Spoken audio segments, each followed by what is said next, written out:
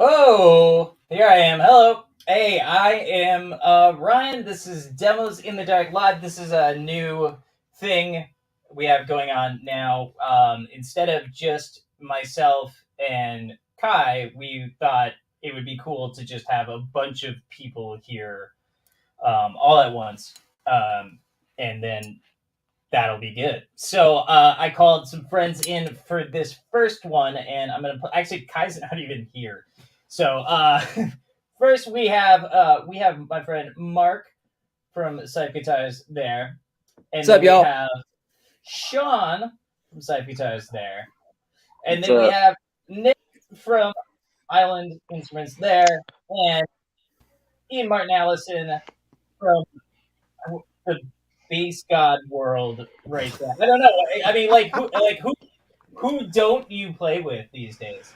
Oh, so many people that I'd like to play with. Right. And there's Jared. What's up? And Nick, you are up in Canada, correct? Yes, I am up in Montreal. Montreal, and Montreal's like a gorgeous place. Like that's like it's a cool city. Yeah. I guess I'm a bit jaded because I've lived here for too long, and I'm sick of the perpetual orange cones and construction and condos going up. But I guess that's sort of the story of any major city. Oh, for sure. But as far as Canadian cities go, yeah, I think we're pretty all right. Yeah, absolutely. And then Marq and Shaun are out in Kansas City, and they have opinions about barbecue. I do. I was wondering if you did. Here we go. There he is. Hi. Hey, Kai. Hi, everybody. Wow, look at all of you. I know, isn't it crazy? This is too much. It is too much, but I think it's a good too much. Yeah. Oh no, I'm all for extravagance. I'm all for just opulence in general. I think we just do it. I'm so sorry to interrupt. Yeah. So I have one item of business that I would like to hit before we get into what I'm sure is going to be riveting. But Low Sounds. Aisha Low from Low Sounds. She makes really incredible pedals just in general, but her fuzz pedals are insane. She uses a lot of recycled parts. Like she was doing it in the 90s. She would go like dumpster dive behind Guitar Center and find and take apart stuff that they were throwing away because apparently they do that. and then she would build stuff out of them. So she was in a car accident, and there is a raffle going on right now. Our friend Brian at Spruce Effects actually made one of the pedals for that. And you can get to that from Lauren Audio's Instagram. So I think the raffle tickets are about $5 a pop. The pedals are cool, and you are helping to support somebody who is really great. So, there we go. Aaron agrees. Low Sounds rules. The fundraiser is a worthy cause for a worthy person. So, wanted to get that out of the way. I had a random thought today because there are so many fucking bass players on this episode tonight.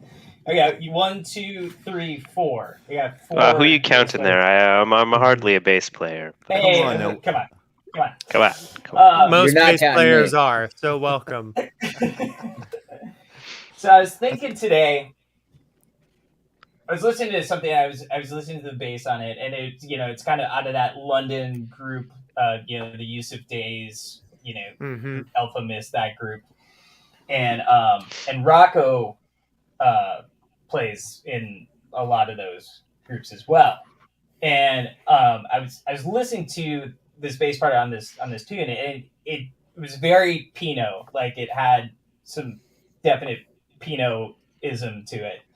But it was also way like it also could get way more straight than Pinot gets, and I looked it up, and it was Rocco, and I started thinking about it. I was like, I wonder if like Rocco is like the balance, like the healthy balance between his dad's insanity and the rest of music.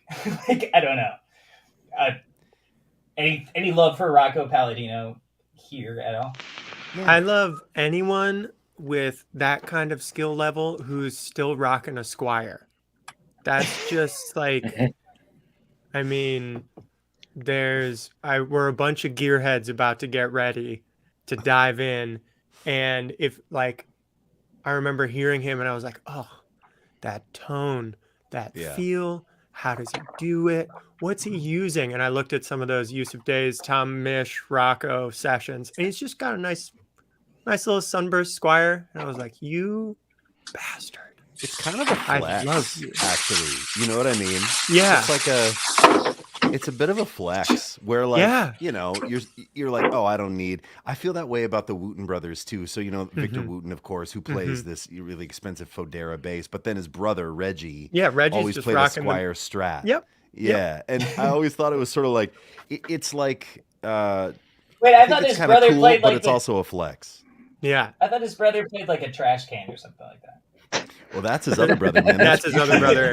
And that's really, future man like, Roy Wooten. Reggie is unique because yes, he's playing a Squire, but I would say most of the tone comes from the sweatbands on the neck. That's how he really makes that happen. Yeah, I think he was the first dude I saw doing that with the like scrunchies. Yes. Yeah, there's a video, and I still don't know why, but there's a video of the two of them playing together, and Reggie is sort of playing 3/4 of the time, and the other quarter of the time he's just moving the scrunchies around. He has two, and he's just changing where they are on the fretboard. And it's one to I get harmonics, right? Yeah, one I sort of understand, but the second scrunchie is freaking me out. The one in between scrunchie 1 and the nut. Like, what secrets does that scrunchie hold? That's funny. How do I ask it? The world may never know. And speaking of unpopular gear, Ian, I think I'm here to start some beef. I'm here to start a fight. I can't wait. Because Mark and Sean and Ryan and I have a little group chat, and some people who were not named, who will not be named, were what's the word I'm looking for? Shitting on Antigua finishes. Oh yeah, sure. Yeah.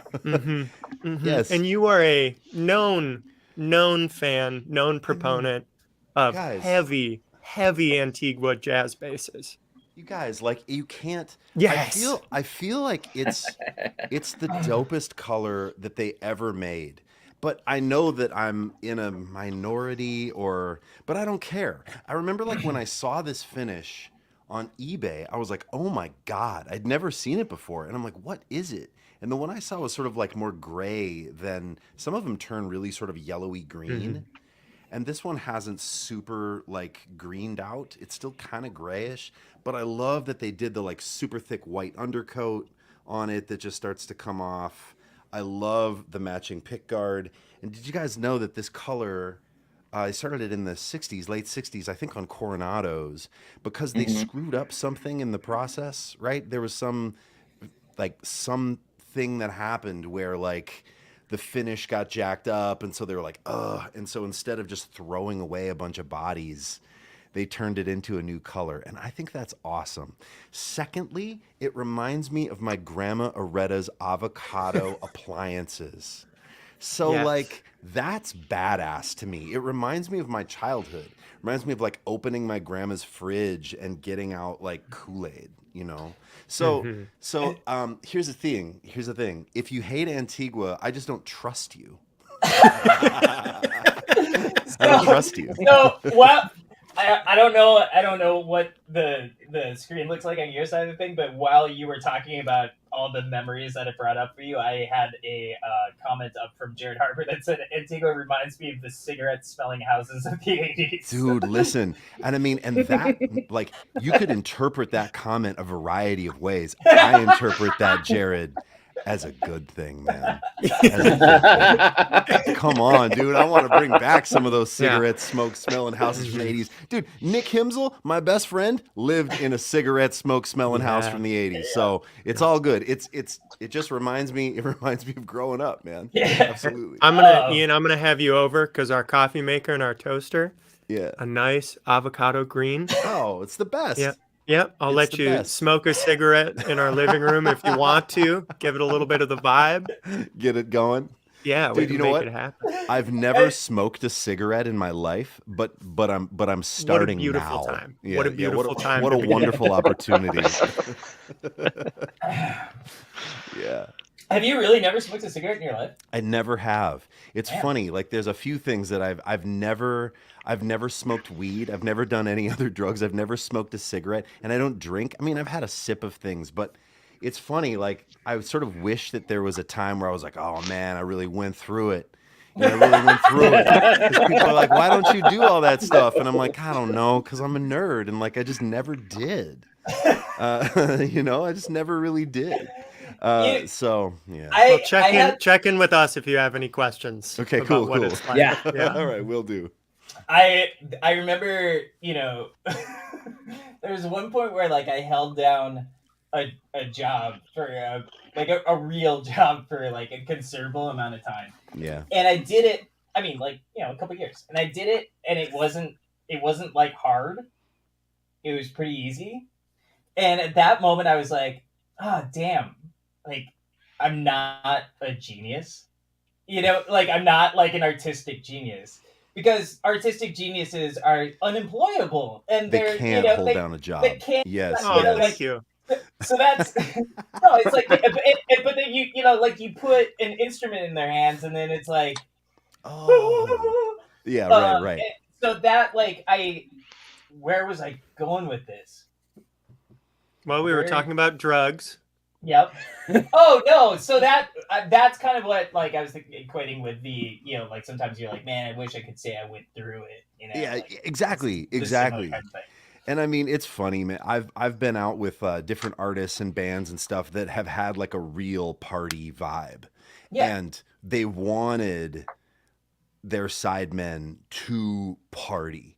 And I am like, I'm a nerd and I'm a dad. And I mean, I'll never forget going out with a band and they like wanted to party and it was a thing. And I mean, I was like showing them pictures of my kids, and because I'm not interested in being in like pretending and being like, oh, cool, I can play this role for a gig. I'm not interested in that. And it was the wrong fit. I was like way too dad vibes, but it was good. Like it was good for me to understand that immediately and for them to understand that and be like, oh, we need like a party animal, not like a bass dad. We're looking for more of a cokehead than a bass player. Exactly. Yeah. We need Michael Anthony. Get him in there. Yeah. Well, I'm like, I was looking at like, when I'm looking at like old credits and stuff like that on old records, I'm like, Klaus Bormann, bass player or drug dealer? I don't know that name. Who is Klaus? Klaus Bormann. So he's peppered in. So like he did the cover art for Revolver, and I believe Sgt. Pepper's. Oh, cool. But then he played bass on some Stones stuff and played some. Yeah, and he's just kind of made his way through like all of that whole scene, never really like doing any concrete thing. Yeah, and so you kind of start to get the impression that maybe Klaus just happened to be around. Right, yeah. When something needed to get done. And why was Klaus around? Because he was the drug guy. Yeah, for sure. And if you're just around, chances of someone like handing you a bass is high. It's very high. And if you're the drug dealer, your tolerance is likely higher. Yes. So when Brian Jones is down for the count, you're the guy. Yeah, right. Yeah. Oh, I love it. I worked on a project with Al Cooper, the organ player, and I he just thought you were tight with Alice Cooper. Yeah, I wish that would be great. But Al has talked about going in, walking into that like a Rolling Stones session, and initially thinking he was going to play guitar, and then what's his face walked in, Butterfield Blues Band guy. I can't think of his name. Hey, really super incredible. If you know in the comments, tell me who I'm talking about. But he walked in and he's like just a superb guitar player, and so Cooper was like, "Well, I can't do that." And then so he just sat behind the organ and just kind of like played and had no idea what he was really doing. Oh, And yeah. like nobody, like it was so chaotic. Like the session was so chaotic and stuff like that nobody Noticed or so cared. like there was oh, there you go, yeah, Mike Bloomfield. Okay. Yeah. Great guitar player. So yeah, there was one engineer who was like, "Hey, who is this guy?" Like what but that was it. And it was just super. And then he ended up becoming this like after that he was like, "Well, I guess I should learn how to play organ." But how did I get down that train of thought? I totally He was forgot. the guy that was there. Started on drugs. right? Oh, Back to drugs, yeah. But, Yeah. So yeah, he was the guy who was and Al Cooper didn't do drugs. Or I think he's still alive, but that was one of his things. He was like, no drugs. He also, so we were talking about Pinot before. Cooper was the guy who introduced me to Herbie Flowers, who is another one of those kind of out there players, but somehow it works. And like Cooper was telling me about a time that he had Herbie track on something, and it was out of context, and Cooper was like, I don't even think you're playing the song. Like it's like you're so far out there. We need to do this again. And I guess Flowers was like in the middle of putting his bass away. Yeah. Crazy. And Flowers turns back to him, like closes his bass case and goes, "When you hear it all, you'll get it." And walked out the door. Dude, those were the days. Those are the days like when you could do that and there was like triple scale and like now you're asked to like chart out the song for the rest of the band and like write the bridge, bring like 6 instruments and like switch strings on one so that you get the, you know what I mean? And then it's $50. Or it's just like send something over. You got, we all got our home studio, send it on over. That's not, there's something about the compression. I'm like, they're like, it's the compression. I'm like, go on. They're like, the compression is not right. I'm like, tell me everything. Yeah. Like, well, it's so tricky. Compression. It's very interesting. Yeah. Sending tracks is crazy because it's sort of like you're going blind in a lot of ways. Yep. And it could be, I'm not a very well boundaried person, so one track can be forever. It could be the rest of my life. With just like you're talking about like in terms of the time you spend making it. Yeah, where like Flowers is like, this is the time you booked me for. I crushed it. You'll get it. I'm out. See ya. Yeah. Yeah. And there's this something is pretty amazing about that. Yeah. This is like you live above your studio. Yes. So, I sometimes get this thing where people are like, hey, do your thing. And I'll be like, what does that mean to you? And they're like, just do whatever you feel. Like, it's going to be great. And I'm like, okay, really? Like, yeah, free reign, awesome. And then I'll do it. And sometimes it works out and it's fine. But there are times when I do like my thing, whatever that is. I guess it's just like how I'm, how the music impacts me, how I respond to it. And then they're like, not that. Like, wrong choice. Oh, that's like, you? Just tell me that you want Tame Impala or whatever. We're sorry, we didn't realize you played bass. We were not looking for bass. Yeah. Speaking of basses and putting, like your life in somebody else's hands blindly and going do whatever you want. I have a bass. I have a Seüf bass on the way, and I'm so mad at you. and A what bass? A what bass is it? Seüf Guitars. I don't know These- Seüf. It's those two God, guys. you guys Yeah. are like, Hey, twins that's up you there. guys. That's you guys. Yeah. Yeah. Sorry. Shoot. Oh, you're good, dude.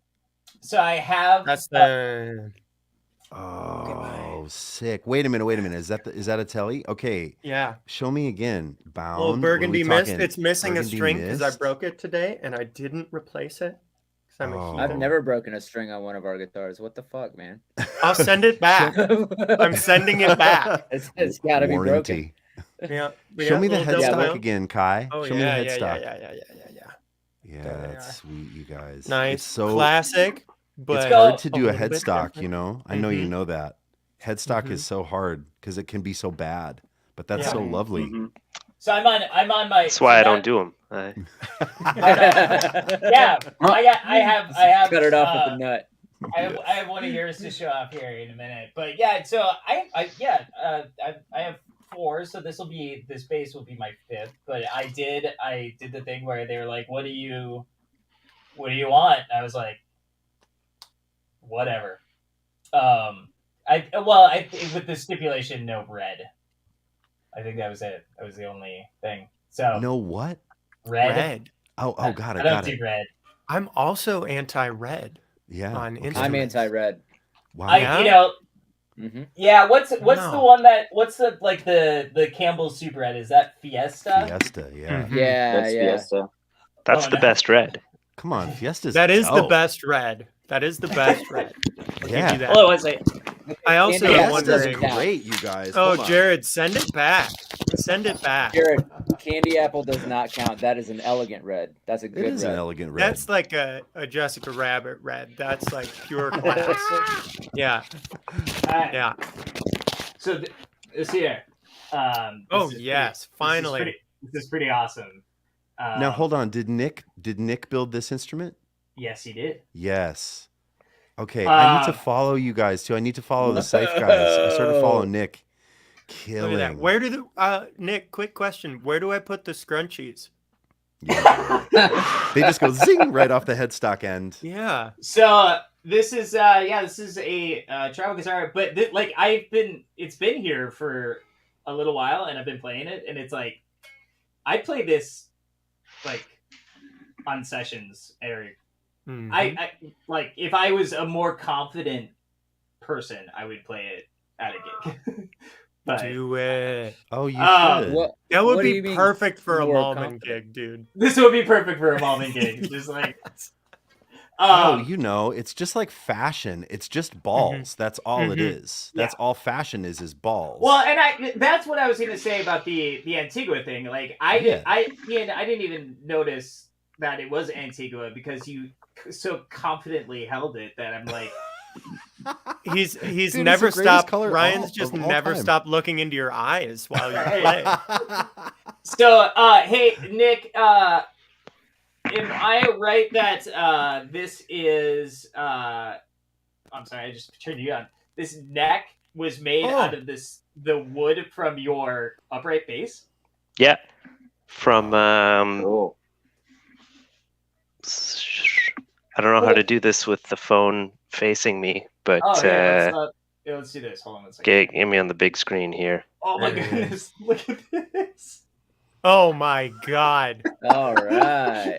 Oh my god. Friends, Sir, this is you're- This is you're- Brian Bicknell from Screws Hey, what's up? dropping by. I think this is the first time What's I've up, bud? seen your face. Wow. Oh yeah, It's you gorgeous. only see the you only see the penis emoji that we have on that text chain there. Yeah, or what you're eating at any All right. given time. All right, so here's some backstory. We'll get back to this in a second. But here's the backstory on how a lot of this came together. Marq, Shaun, Brian, Kai, and Josh Spataro from Righteous Sound Pickups. We have a text chain where we basically check in at Taco Bell. Yeah. and Just a Yes. chronicling of our diets, which is yeah, I you know, hope it never sees the light of day. we share photos. We talk about how the how the dew syrup mixture was that day. Yeah. Yeah. We how share much, homemade crunch wrap recipes. how much sour Yeah. cream happened to be, Mhm. whatever. And that is what turned into this whole thing. So that's it's a little backstory for you on how this began. Mhm. But at any rate, back to the penis emoji thing. So Thank you. the guy, like the icon for the chat or the text group, that you put on your iPhone, is like this like penis with sunglasses giving the thumbs up. And when you get a message, when you get a text message and you have an Apple Watch, like that penis just comes up on it. So like I could be I'm like getting a new watch tomorrow, so I'm excited for that. I think I need to get a watch now. Yeah, I could be like talking to my 6-year-old son, and then like little penis guy will be like, yeah, signing checks at the bank, and the bank teller sees it. Mhm. And then All you right, just so- sign it with a little drawing of the guy. You're good to go. This is my guy. Yeah. This is my signature. My signature, yeah. All right, so back to this amazing instrument. So the neck, you said, was made out of the neck from your upright. So is that the upright behind you? Yeah, I'm having a hard time getting it in frame here, but That's fine. That's great. there it Perfect. is. Wow. Wow. So how did you take the wood from that and put it? It looks like a complete bass there. Yeah, so actually it's my my shopmate. This little bit of backstory. I work in a co-op workshop, so there's 10 of us there that we all have our own companies and we all do different stuff. Like I'm doing electrics, there's a guy making classicals, some guys making steel strings, a guy making gypsy guitars, Cool. all that stuff. So we got a new member a year and a half, 2 years ago now, and he studied violin making in Argentina, if I'm not mistaken. Mhm. And one Friday night, I'd had a couple cold Steve Weisers, and I was like, "Hey Pedro, would you be able to make a double bass? I've always wanted one." And I don't know what he was thinking. He doesn't drink, doesn't smoke, doesn't do drugs or anything. So he was like stone cold sober, and he was just like, "Yeah, well, yeah." And he'd never done it before, so this is the first bass he ever built. Nice. It was it was a hell of an experience. How's it play? Amazing.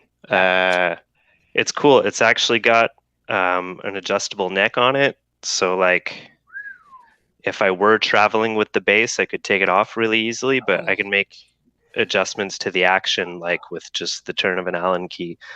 Fucking nuts. Yeah, Guys, so what was that? I want it. What was the? You remember? Oh my gosh, there was that woman in town who did kind of like the not ragtime, but yeah, kind of like jazz stuff, and she had like I can't remember her name. But her boyfriend was her upright bass player, and like he had Davina. Are you Davina. thinking Davina? Yeah. And that bass would like fold up into like a Yeah. suitcase. Chris Yeah. Bates That was has one of those insane. too, I think. Yep, for sure. Yeah. Those are so cool because then you Are can they just check cool? them. Are they Well- cool or do they suck? Yeah, great question. I don't know. Mhm. I I've played know. Chris's and it rocks. I really like it. mean, like, Uh, is it like one of those where it's like, like you're taking a step back from like your, is it like a slight step back from what you would prefer to be playing, or is it like you're playing V drums? I don't know. Maybe the other upright players in here can push back or validate this. I feel when you are playing upright in a band, tone is almost, unless it's like a jazz trio thing, like I do it a lot of like honky tonk country stuff if I'm playing upright. I don't care what the upright necessarily sounds like.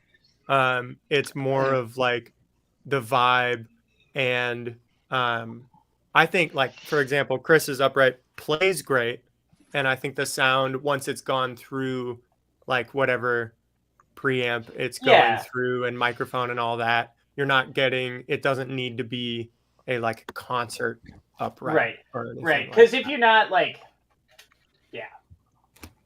It I mean, also just depends on your main bass. Like if you have a great main bass that you spent, 10 to 30K on, it will be a step down. Like a big step down. Fair. But if you don't, like if you have like a plywood bass that you dig and you got used to and it's like your thing, then it probably, I don't know, they're reasonable quality. At least the one there was another bass player in town for a while that he had one.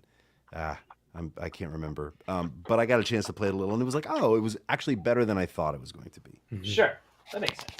Hey, Bri, how's the garage? Oh, dude, it's so good. It looks great. Is it open? It's open he's right in California, now. dude. I see. I don't know anything about you except for like what you eat and what your kid looks like. Yeah, I mean, I'm sweating, so it's pretty hot here. It's like 62 degrees. I'm just like kind of sweating over here. So that's it. There's a plane overhead. I can't hear. This guitar is seriously so much freaking fun to play. I can't even tell you. Welcome back. Thank you. I see some red on that guitar though. What? No. There's some red in the pick guard right there. Oh, no, that's like amber. No, does that not count? Red.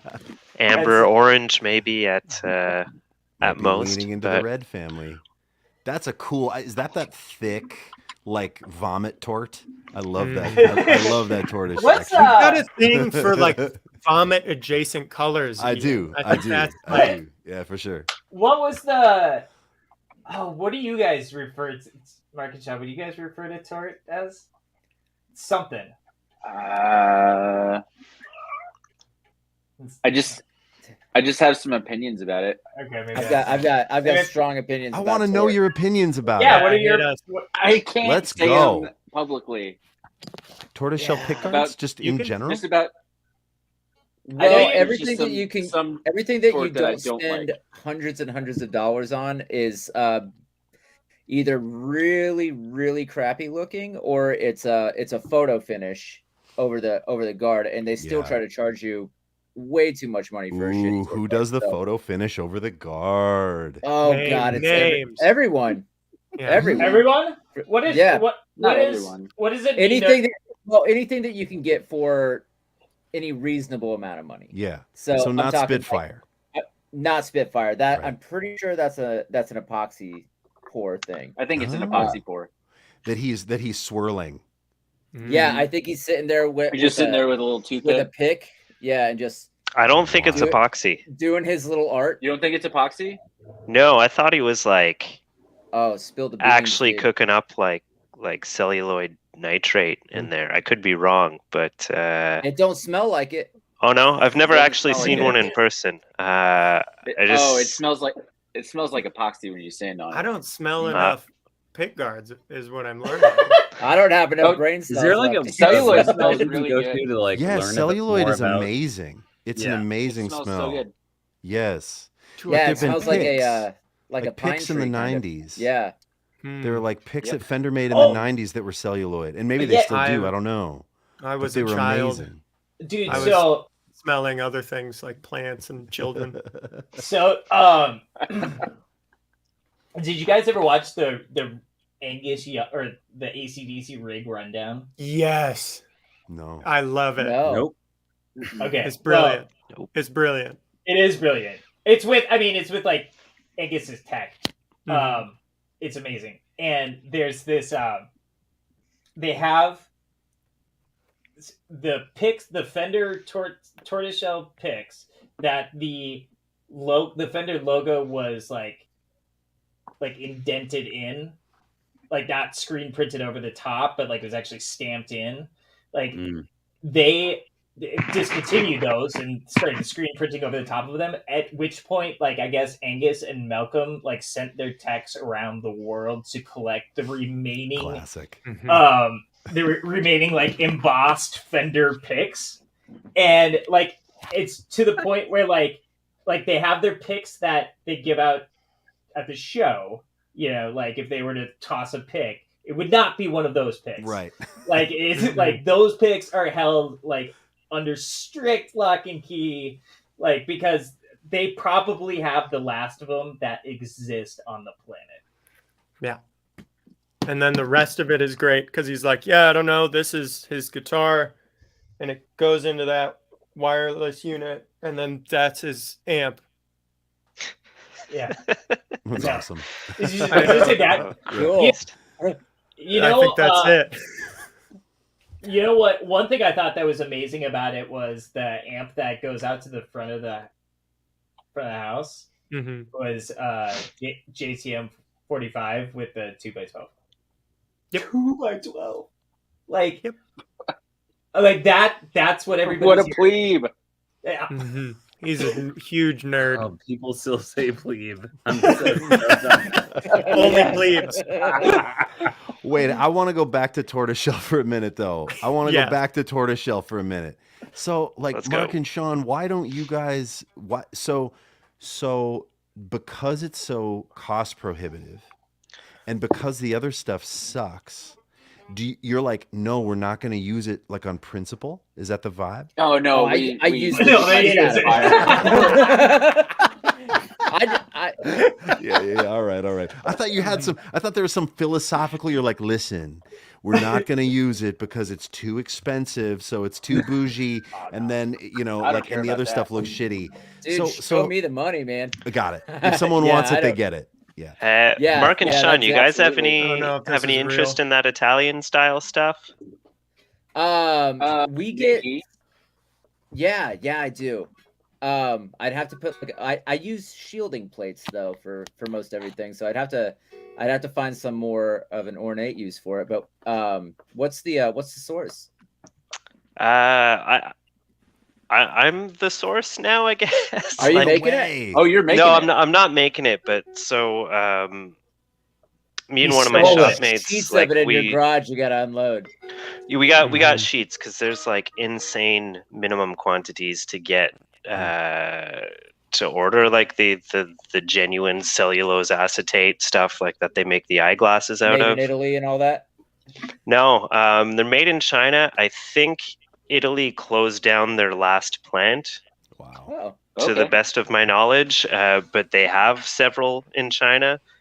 The first time I ever bought some, it took me like 2 years to get a line on it, and I eventually got like a stack of sheets from the Italian factory directly from Mazzucchelli, and the stuff was a disaster.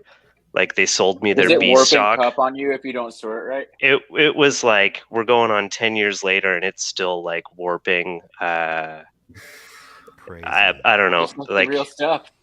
That's how you know it's good. That's not good. It was bad. Like, I had binding pulling off of guitars and I had to like replace pick guards and stuff.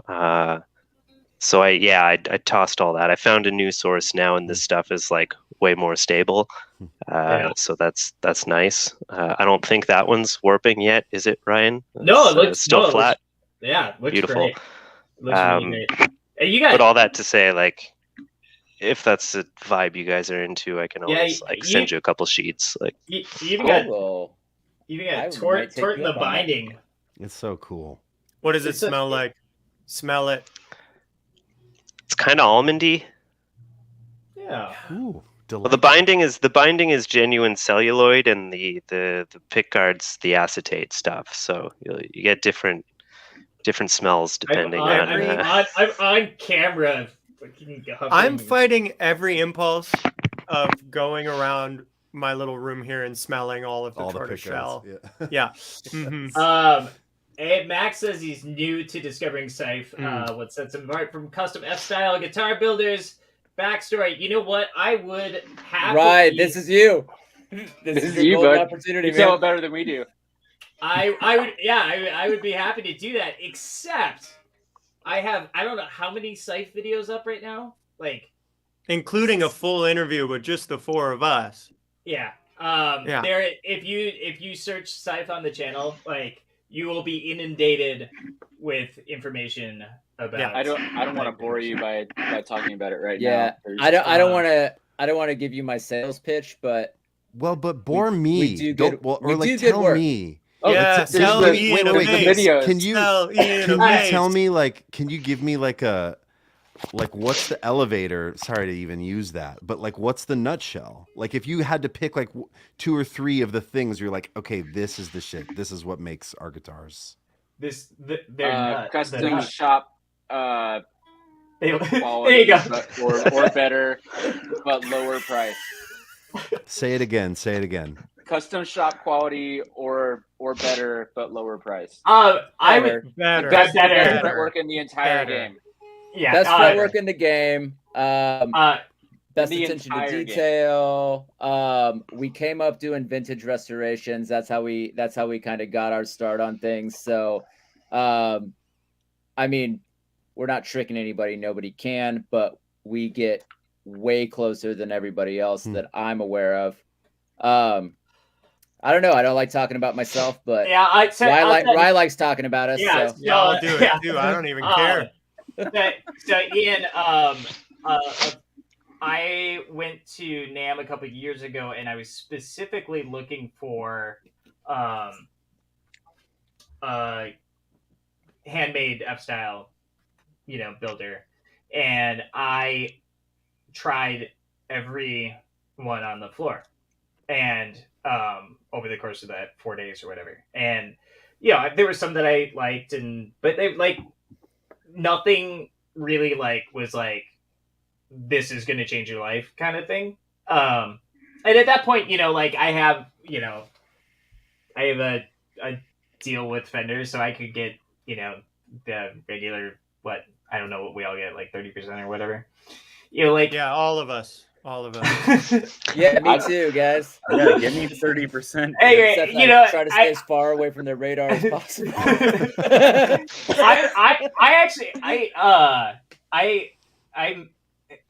emailed my Fender guy like a couple weeks ago, and he was, because I hadn't heard from him in like a year, and I also had not reached out to him, but I just kind of told him what I was up to, and was like, how are you up to? He's like, everything's fine, nothing to see here. Talk to you later. It's just like, and so I was like, oh, okay, I'm off that roster. But I was considering, going custom shop, but I wanted to try, all this other stuff before I did. And so, but I went through the whole NAMM floor and was kind of like, whatever.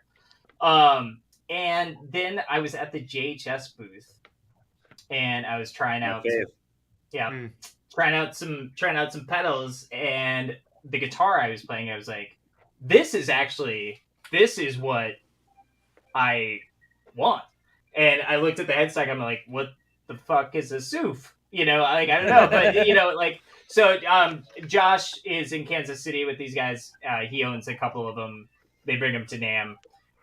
I came back from that NAMM and put in an order for one, bought one used because I was like too anxious, and then just haven't stopped since. And I think Kai has one, and Brian has one as well. I have one.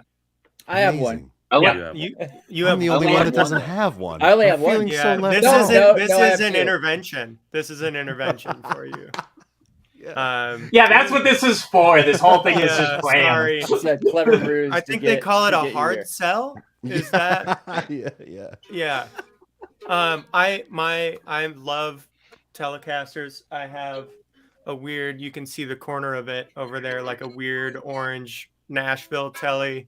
I have a 68 Tele, and I pick up, and I've had like a custom shop Esquire and a whole bunch of weird stuff. I pick up the Seüf every time. Yeah. It just does it.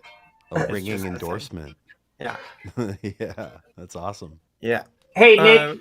Hold on one second before otherwise I'm going to forget. Is it easier to change strings on a headless system than, or harder? Is it like, I've never changed strings on something like this. It's about the same, I'd say. It's maybe a little quicker. You don't have to worry about winding the string around the post.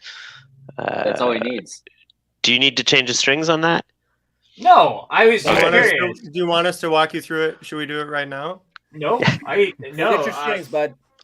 What's that? I got. Go get a fresh set of Stringjoy strings. There we go. Today's episode brought to you by Stringjoy Strings. Yep. Yeah. I think we should get. I think we should get an endorsement from like Ernie Ball or something. Yeah, now we're talking. Yeah, I'm an Dario guy myself. I might be looking for a new string endorsement, so I might know a guy. We know some. We should talk. We should talk. Yeah. I got a good guy too. I don't want to talk about him too much, but his name is Dario. I don't know. I got nothing. Is your boss on right now? My boss? I don't have a boss. Your Stringjoy boss. Your Stringjoy boss. So yeah. No, I don't know. He's probably doing something important. Probably. Hopefully he's not thinking about strings. Yeah, hopefully. I don't. Yeah, take a day off, buddy. I kind of want to text him and see if he'll jump in. Yes. Can I ask the builders a couple of questions? Yes. Nic, Marq Shaun. I got to do this roundtable for this event that we did for SBL, where Spencer Lull from Mike Lull was there, Roger Sadowski, Mike Tobias. I watched that. That was the best of the best, huh? Yeah, I mean, it was crazy. Yeah. It was really cool to have them all around. And Roger Sadowski said this thing that I haven't forgotten since, and I want to pose it and get your guys' take on it. Because, okay, I am fascinated with builders. Like, I love instruments so much, and when I meet people that are dedicated to it, I'm like, God, I wish that I could do it. I've just never been handy. I've never been good at building things, but I see the value in it. I love the instruments that people pour their lives into. Okay. Roger Sadowski on this call is like, we asked if you had advice for someone coming up that wanted to be a builder and that wanted to build a brand, and start now, what would that advice be? And he said, don't. Basically, he just said, yeah, do not do it. Yeah. We said, why? What? Good Lord, why? And he said, because it's impossible to make money. It's sourcing the material, so much competition. It was really a more pessimistic take, right, than I was anticipating. But then, then they all kind of laughed and everyone sort of like agreed in theory. But then the other guys and everyone else sort of said, but like, if you have to do it, you do it. Right. Like that's you don't get into it to make money. But anyway, I would just love like the three of your guys' take on that comment. I'll take it first if you guys don't mind. Or go ahead, Nic. Yeah, please do. And first, actually, Ian, I want to say I watched like a bunch of those videos, and I tip my hat because I really like the way you interview. Your questions are super thoughtful, and Thank you, man. like I thoroughly enjoyed that whole event. Thank you. Sort of on what you said, like I got started in this like totally by accident. I was a film major and I just lost it. I didn't fucking give a shit anymore. I dropped out of university. Didn't really know what I wanted to do. I always had instruments around, and like I don't know, since I was a teen, like I always sucked at playing them, but really loved the things themselves. Yeah. And I remember hanging out on like talk bass forums when I was 18 or whatever, and I'd be in the luthiers section and I'd watch the threads of like guys building stuff, and sometimes they were pros, sometimes they were just like hobbyists in their garage, and I was like, holy shit, this is incredible. And I always told myself like I can't do that because I'm not manual. Like none of that stuff comes easy to me, and it still doesn't. And I've been doing this I've had my own company for like 12 years now, and I've been doing like in the industry for longer. So all that to say, you can do it even if you don't think you're very good with tools or anything. As for the other stuff, I tend to agree with what Roger said, and I consider myself like extremely fortunate. I met another builder here in the city, and basically like very, very persistently like begged him for a job until he gave me one. And I worked with him for a couple of years. And when I got ready to sort of start my own thing, he basically gave me access to his whole client like mailing list. And we sent something out where it was like, oh, you know, my old apprentice is flying the coop and starting his own thing. Check out his guitars. Here's a bit of a discount if you guys want to buy one. And that sort of just got me going right away. And it was a combination of that and having access to the co-op space that I work out of, where for like, I don't even want to tell you guys what I pay per month, but like I've got turnkey access to a full wood shop and the brains of 9 other guys. And if I didn't have that, like I have no idea how the hell you would get started in this, because like just the money to like build up the infrastructure to do this on like a scale that makes sense. And I'm not even sure if the scale that I'm doing it on makes sense most days. Like I'm a one-man shop. I'm making maybe 16, 18, 20 guitars a year. Like I think 2021 was like particularly manic and I banged out like 27, but that's exceptional.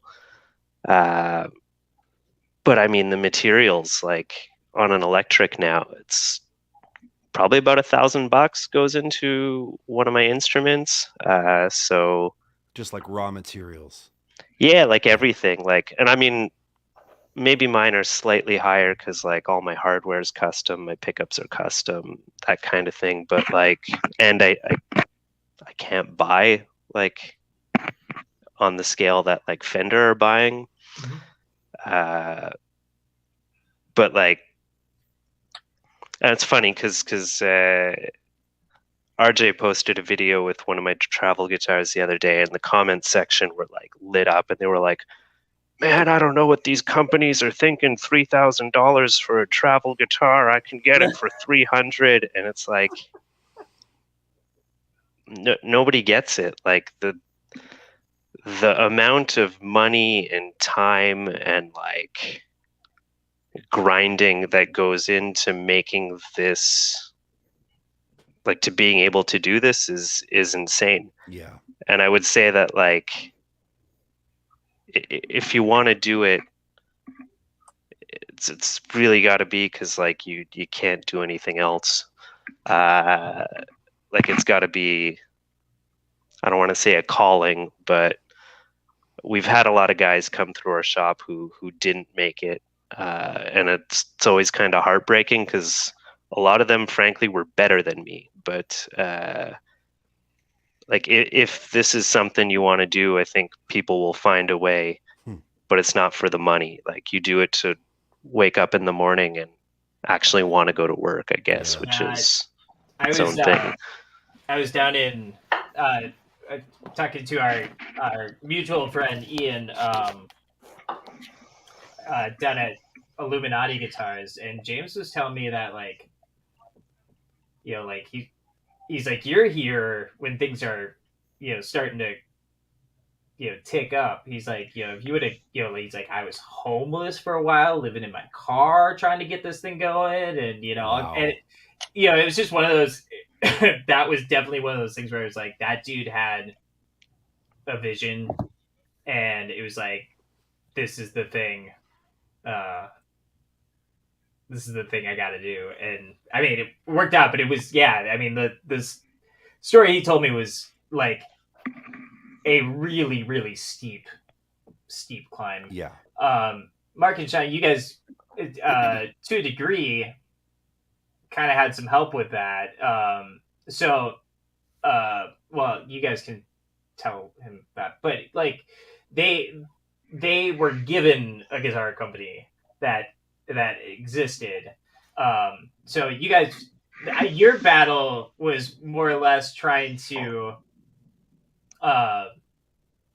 like convince some of the old side guys that you make really fine guitars, right? Because you still run into the old curmudgeon guys. You're like, Dave, they want Dave's guitars and stuff like that. Yeah.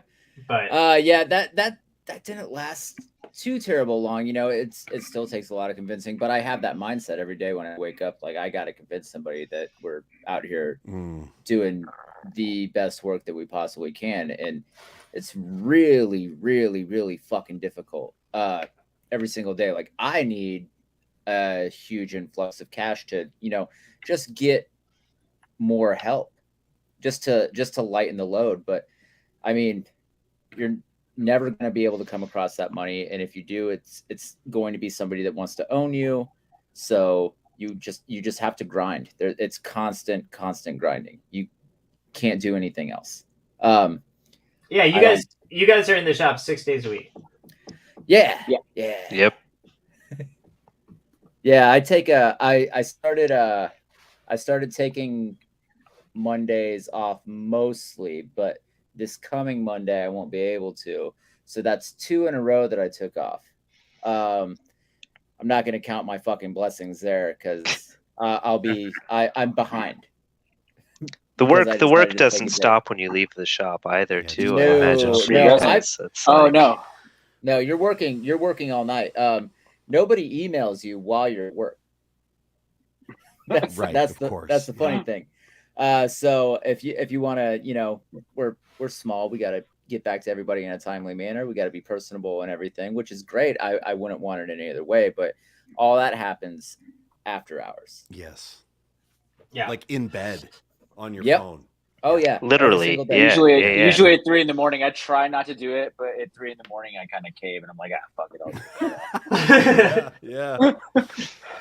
That's crazy. So the convincing, right? But I'm good friends with Spencer Lull, who took over his dad, Mike Lull's company, and his dad passed of cancer.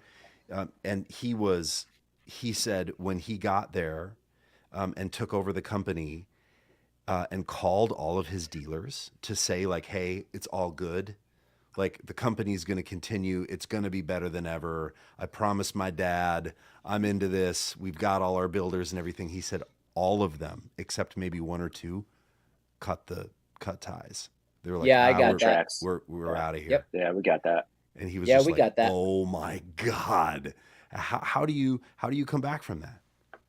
You do better. It took a couple years, and it takes a couple years of convincing. Most people, like, when you get a Ryan in their corner, that really helps. Yeah, the Ryan in the corner really helped. That was our bounce back after 4 years or so of trying to convince people that we could actually do this. Like, I would feel bad for anybody getting started that gets close and gets that kind of cut back. Like, I would quit. Right. I didn't quit, but I should have. Honestly. Okay, but why? Come on, dude! You got an above ground pool. We drained it. The above ground pool. We drained it. It drained out yesterday. Finished draining yesterday. Pool's closed for the season, dude. Why didn't you quit? I'm just saying, like, Hey, keep going. Why didn't you quit? I don't know. I don't know. I mean, other than that, you saw an above ground pool in your future. Well, I can afford that going in 5 ways, baby. $200 a pop. I think the big reason we didn't quit is because we also do repairs. So we always had a business, but like, I don't think like I think now we could maybe scrape by on guitars alone, but the repair shop pays the bills, you know. Yeah. Yep. Yeah, that's the same That's- with Lull, actually. Yep. I don't see that not being the case ever. Keeps us on our toes too. Always Right. doing Yeah. interesting things that we gotta tackle. That's Interesting. another good bullshit selling to figure point. out. Yeah, right. That's another thing about probably why our guitars are so good is because we deal with random bullshit Yes. every single day. It's like, I don't know, I've never seen that one before. Let's figure out how to fix it. Yeah. And then then it's like a learning lesson of like, okay, God, we keep seeing this problem on these guitars. We have to not have that problem be on our guitars. Absolutely. Forget that, honestly. And seeing that through other manufacturers in the repair shop is great. Yeah, right. Yeah. Right. Or text from me going, "Hey, what is wrong with this guitar that I have?" Yeah. Right. Is my binding not grounded? I swear to God, I got this. I have this guitar from a builder, and there is no way, like, I understand, like, acrylic builds stuff up, but dryer sheet, anything, it's got a metal flake binding. It's just like, I can't get the static out. Pops and so I was crackles like, and stuff. yeah. And even the manufacturers themselves were like, is it a grounding thing? And I was like, is this possible? And I texted these guys and they were like, no, there's no way. But I don't know. Metal flake is just polyester that they crush I know that now, you jerks. You smart jerks. Dude, So just it's run not- a wire. it's not Just real run a metal. wire to it and see. I did. There's some aluminum. I did. Stuff, but Yeah. So, Jared, I'm putting this up because I saw you ask about it earlier. Yes, Seüf has a distribution deal through Mass Distro. And Who? Not a real Who? company. Never heard of them. No. I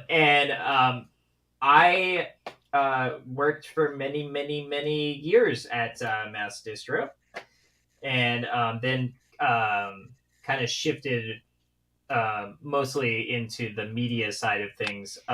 But I still have one client who I represent for that I handle for Mass Distro, and that is Seüf Guitars. They are we're going as fast as we can. They are trickling out.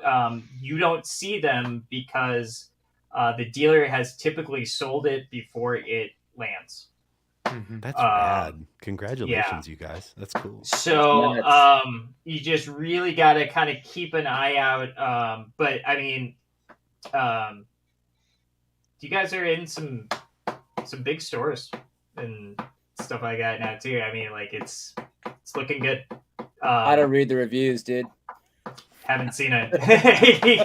No, it's looking good. I will take over the world one guitar at a time, right?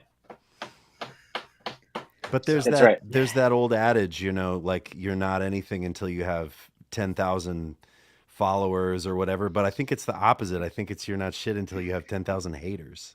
Right. So it's all good. I don't Bring on want those. any haters, man. I'm sure there's Everybody's a couple so haters nice. out there. I Everybody's hope. so nice on Instagram. They're probably all in Kansas City. Yeah.